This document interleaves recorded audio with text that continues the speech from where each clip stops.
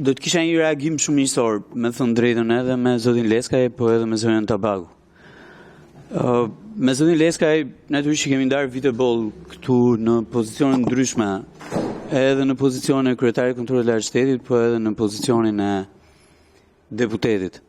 Dhe patjetër që e kam vlerësuar edhe vazhdoj ta vlerësoj, sepse një pjesë e rekomandimeve që ka bërë zoti Leskaj edhe sekretari i kontrollit lartë shtetit sot janë materializuar në rregulla në buxhetin e shtetit, të zbatuara nga institucioni përgjegjës që merret me administrimin e buxhetit. Fjala bie atë rregullin e artë, që unë e kam lexuar edhe në raportet tuaja, zoti Leskaj, sekretari i kontrollit lartë shtetit, unë mendoj që ju duhet ta kishte evidentuar këtu, jo për të thënë ju ato që mendoj unë, po për të qëndruar konsekuent në ato që keni thënë në kohë të ndryshme. Po patjetër. Po a mund ta mbaroj unë? A mund ta mbaroj unë? Jo, unë ju dëgjova. Atëre duhet ta mbash shënim. Këtë. Me që këtu lindi debati shënimit, mbash shënim këtë gjën që të njohim edhe ty ndonjë merit. E kupton? Pra, kjo është e para. Qartë më qartë. Vetëm mos të vi keq. Ky është problem. E dyta që është po kaq e rëndësishme. Po patjetër që objektivat e mijëvjeçarit janë objektiva shumë të rëndësishme për një shoqëri e kështu me radhë, po nëse ju mund të më thoni sot një vend të vetëm që i ka realizuar objektivat e mijëvjeçarit, objektivat e zhvillimit të qëndrueshëm, zhvillimit të qëndrueshëm shoqëror, po patjetër, domethënë, patjetër që ne jemi pas në kohë në raport me atë vendin që i ka realizuar. Beteja fjala bie për ujë të pastër, është betejë për ujë të pastër edhe këtu matan në Itali, edhe atje matan në Greqi, edhe më lart në Europë, duke hyrë atje, e kështu me radhë. Kështu që patjetër që janë problematika që duhet jenë fokus, duhen kostuar, si thot edhe zonja Tabagu, e kështu me radhë, po mos kërkoni gjëra që janë vështirësisht të arritshme për një shoqëri, e që kërkojnë kontributa akoma dhe më të mëdha, edhe jo vetëm të një pale, po edhe të një pale tjetër. Ndërkohë, unë do lutesha shumë që këto çështjet që tashmë janë gjykuar, ti referohemi asaj që gjykata ka thënë, apo asaj që gjykata ka vendosur. Fjala bie të 2 inceneratorët dhe 1 në tentativë, 3 janë administrim publik. Apo jo? Pra nuk bëhet fjalë më për administrim privat, atyre që kanë zotruar kontratat koncesionare e kështu me radhë. Po eksakt. Jemi në llogari publike, brenda për brenda. Edhe një herë. Sa kohë që një ndërmarrje merret në administrim publik, pra merret nën administrim nga agjencia, ku diun, e aseteve të sekuestruara etj me radhë, unë mendoj që jemi në kushtet e një administrimi publik. Jo. Po jo pra. Atëre, edhe një herë, në qoftë se ju, zonja Tabaku, në qoftë se ju keni dyshime, ju jeni shumë e familiarizuar me institucionin përgjegjës që mund ta hetojë edhe këtë gjë dhe mund t'i drejtoheni po prap për të hetuar edhe nën kontraktorët tani, me që ata po marrin paratë të cilat në dijenin time i administron agjencia e aseteve të sekuestruara. Po më kot në rregull. Ti e mendon kot. Unë i referohem një institucioni dhe llogarive që janë të gjitha publike.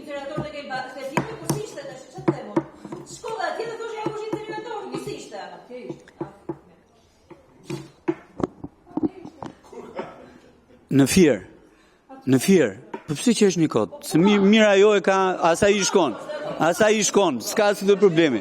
Asaj i shkon, po a shkojmë e shohim, po lejmë tash, ato që them unë këtu në komision, mos i përdor kundra meje, po lëre tash. Pra, po s'të lëm pra shokët e tu janë. Po foli zonjës, foli zotrisë që provokojnë. Por e foli zonjës. Them që duhet ta përdoremi çikon, mirë zoti Braçe se kemi dëgjes tjetër na pret. Pra, unë e kam fajnë? Jo. Okej, në rregull, po e mbyll. Po mund t'i treqësh vrejtje edhe asaj zonjës, si thoshe komisionit tonë. Mund t'i treqësh vrejtje, se e treq karigja edhe atë. Çfarë të them unë?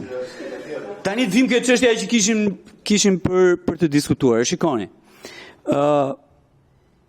Në qoftë se ka një tipar që praktikisht ka udhëhequr buxhetin në harkun e 4-5 viteve të fundit dhe shumë e radhë është konsolidimi fiskal. Mbi të gjitha, konsolidimi fiskal i bën mbi rregullat e shkruara në ligjin organik të buxhetit. Jo, okay, patjetër jo. Pra, është ky element që sjell në vëmendje faktin edhe të disiplinës fiskale. Jo thjesht dhe vetëm. Disiplinë fiskale e udhëhequr patjetër nga rregullat që janë shkruar në ligjin organik buxhetit dhe që kanë qenë vullneti i kësaj maggiorancë, me nxitjen e lavdërueshme edhe të zotit Leskaj kohë pas kohe, por edhe vullnet, se është edhe çështje vullneti për të qëndruar në parametrat që ka parashikuar ligji dhe që natyrisht edhe ligji vjetor i buxhetit, pastaj për të realizuar të gjithë treguesit që janë vendosur aty. Të treja rregullat që përmendi edhe zoti ministër këtu që janë evidencë tonë. E para, balanca primare pozitive, pra suficit primar. Rregulli i artë, po e ndaj autorësim përgjysmë me zotin Leskaj që investimet janë më të mëdhaja se sa deficiti. Jemi në një vit ku investimet publike do të jenë 3 herë më të mëdhaja se sa deficiti buxhetor. Dhe kjo është për t'u thënë.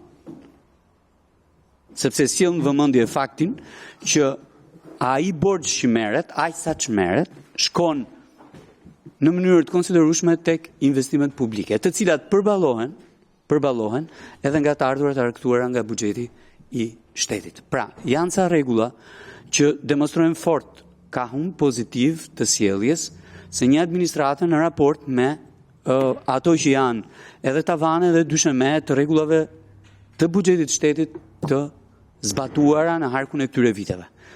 Cila është vretja ime? Vretja ime është në qoftë se kemi një disiplinë për dyshement dhe për tavanët, nuk kemi një disiplinë fiskale apo edhe të zbatimit buxhetit në harkun e 12 muajve, apo në programe në të cilat detajohet buxheti. Ajo që vjen në vëmendje nga raporti i fundit të kontrollit lartë shtetit ka të bëjë me faktin që ka rialokime të shpeshta, kohë pas kohe, në zëra të ndryshëm, në programe të ndryshme të buxhetit, madje edhe në shembuj të tillë siç pasi është kryer tenderi, pasi janë çelur fondet, janë bërë rialokime, duke krijuar detyrimet prapambetura pastaj që krijojnë vështirësi për shlyerjen e tyre në raport me pagesat e buxhetit. Pra, do duhet një disiplinë akoma dhe më fort buxhetore në harkun e 12 muajve të vitit, me qëllim që zbatimi i buxhetit jetë në përputhje të plot me ligjin dhe të shkojë deri në fund i realizuar ashtu siç është parashikuar në ligjin respektiv. Pra, kjo është e para. E dyta, çështja që kam, lidhet drejt për drejt me zbatimin e deficitit ose ekzekutimin e deficitit buxhetor. Dhe ky është një element shumë i rëndësishëm. Mirupafshim, gjithë mirat. Po patjetër, gjithë mirat mirupafshim. Po detyrimi politik prevalon. Pra, ora ka mundësi bujar, pra po thosha që ekzekutimi i deficitit buxhetor duhet të jetë detyrim. Çfarë është deficiti? Një hapësirë fiskale me anë të cilit qeveria jep mundësi vetes të financojë shpenzime dhe shpenzime të frytshme, siç janë dhe investimet publike.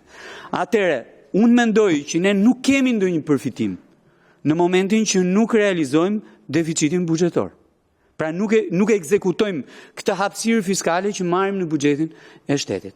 Është shumë e rëndësishme edhe për ne, po flas edhe për ne si maggiorancë, që ky deficit ezaurohet. Ne prandaj kemi vendosur këtë stimul fiskal. Në fund të vitit, çdo qendar që nuk realizohet shkon statistik. Pra ne kemi një deficit buxhetor më të ulët se sa i parashikuari. Vlen kjo gjë? Po vlen sa i takon parametrave makroekonomike kështu me radhë, por në qëllimin për cilin është programuar deficiti, nuk vlen. Pikërisht për këtë arsye unë insistoj në atë që edhe e kam thënë këtë komision, edhe kam diskutuar edhe më herët në zbatimin e buxhetit edhe në këtë aspekt. Sepse unë mendoj që ato para që janë programuar i duhen ekonomisë kombëtare. I duhen si shpenzimet vlefshme për të çuar deri në fund ato projekte të cilat kemi planifikuar për t'i realizuar. Thënë këtë, në rast se kam një propozim, në rast se vim në pikën, siç kemi qenë në dy vitet e fundit, të mos realizimit të deficitit buxhetor, unë mendoj që ne duhet të shkojmë në realizim në kufijtë e deficitit buxhetor, duke kanalizuar këto para në fondin e pensioneve. Pra çfarë mbetet të shkojë në fondin e pensioneve. Gjëja e fundit që kam lidhet me, në mënyrë më të qartë mundshme, lidhet me atë që thash, me detyrimet e pushtetit vendor. Unë ju kuptoj shumë mirë, edhe unë jam kundër. Dhe do ta them edhe tek ligji i faljes fiskale që jam kundër. Për ato detyrime që vinë si pasojë e keq menaxhimit apo keq qeverisjes. Jo keq qeverisjes së bashkive. Pra nuk funksionojnë, nuk punojnë, nuk grumbullojnë të ardhura dhe natyrisht krijojnë borxhe.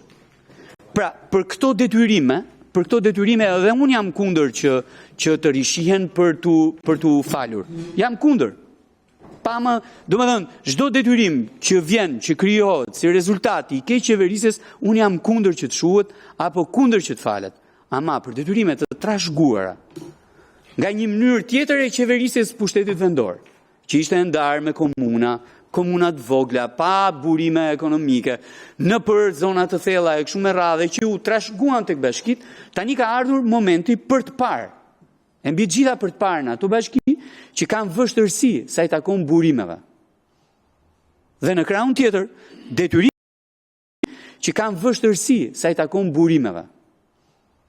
Dhe në krahun tjetër, detyrimet që krijohen nga vendime gjyqësore, alucinante.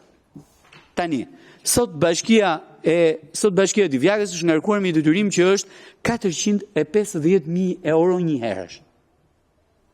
Është ngarkuar nga një vendim gjyqësor i gjykatës apel.